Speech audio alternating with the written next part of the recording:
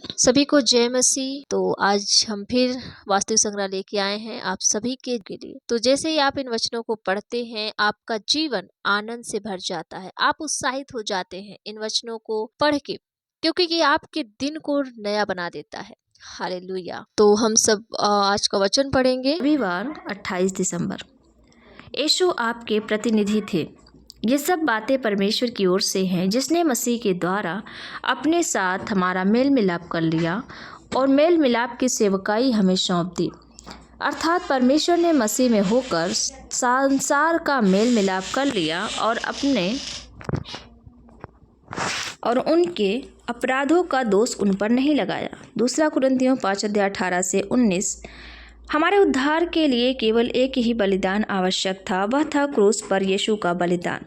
प्रेरितों के काम 13:38-39 कहता है, इसलिए हे भाइयों, तुम जान लो कि इसी के द्वारा पापों की क्षमा का समाचार तुम्हें दिया जाता है, और जिन बातों में तुम मूसा की व्यवस्था के द्वारा निर्दोष नहीं ठहर सकते थे, उन्हीं सब में हर एक विश्वास करने वाला उसके द्वारा निर्दोष ठहरता है। ये अद्भुत है। जो कोई यीशु में विश्वास करता है वह उन सारी वस्तुओं में निर्दोष ठहरता है जिनमें वह मूसा के नियम के द्वारा निर्दोष नहीं ठहर सकता था। यीशु ने अपनी मृत्यु में आपका स्थान लिया। जब वह क्रूस पर मर रहे थे तब आप उस क्रूस पर मर रहे थे, क्योंकि वह परमेश्वर के सम्मुख आपके प्रतिनिधि थे। यीशु ने इसे संपूर्ण विश्व के लिए किया। यदि वह क्रूस पर आपके प्रतिनिधि थे तो इसका यह अर्थ है कि वह तब भी आपके प्रतिनिधि थे जब वो गाड़े गए। इसका अर्थ है कि जब यीशु गाड़े गए तब आप गाड़े गए। पापियों का संपूर्ण विश्व उनके साथ गाड़ा गया, क्योंकि वह हमारे प्रतिनिधि थे। यशायाह 53:6 कहता है, हम तो सबके सब भेड़ों के समान भटक गए थे, हम में से हर एक ने अपना मार्ग लिया, और यहोवा ने अपने सबों के अपराधों का बोझ उसी पर लाद दिया।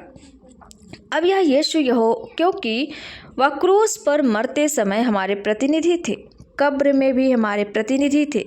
जब परमेश्वर ने उन्हें जिलाया तब हम सब भी उनके साथ जिलाए गए। हर कोई राष्ट्रीयता, जाति या धर्म के बावजूद यीशु के साथ जिलाया गया था।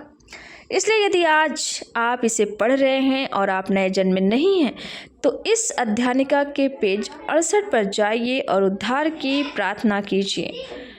उस उद्धार को ग्रहण कीजिए जिसे यीशु ने अपनी मृत्यु, गाड़े जाने और पुनरुत्थान के द्वारा पूरा किया। उन्होंने आपके पापों के लिए दाम चुकाया, और अब परमेश्वर आपके पापों को अपने विरुद्ध नहीं गिन रहा है। हालेलुया।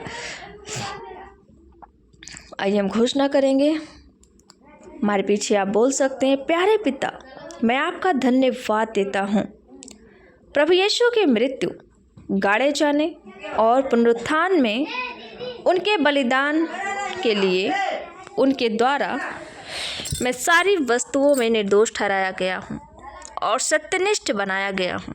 मैं इस सच्चाई की चेतना में चलता हूँ, ये जानते हुए कि मेरे विरुद्ध कोई दोष नहीं लगाया जा सकता। मैं पाप, आत्मग्लानि और दंड से मुक्त हूँ। हालेलुया। आप अतिरिक्त अध्ययन में पढ़ सकते हैं याकूब 1:18 पहला पत्रस 2:9, AMPC तीतुस 2:14। एक वर्षीय बाइबल अध्ययन योजना में आप पढ़ सकते हैं प्रकाशित वाक्य 19:11-21, जकरिया 9:11। 2 वर्षीय बाइबल अध्ययन योजना में आप पढ़ सकते हैं प्रेरितों के काम 4:23-37, Ezra 7 hallelujah, praise the Lord. ये परमेश्वर का वचन है जो आप तक पहुंचाया जा रहा है, तो आप इसे हर एक के पास शेयर कीजिए और हर एक को बताइए कि परमेश्वर का वचन सत्य है। हालेलुया। परमेश्वर का धन्यवाद हो इन वचनों के लिए कि आप तक ये वचन पहुंच रहा है। परमेश्वर की महिमा हो। सभी को जय मसीह।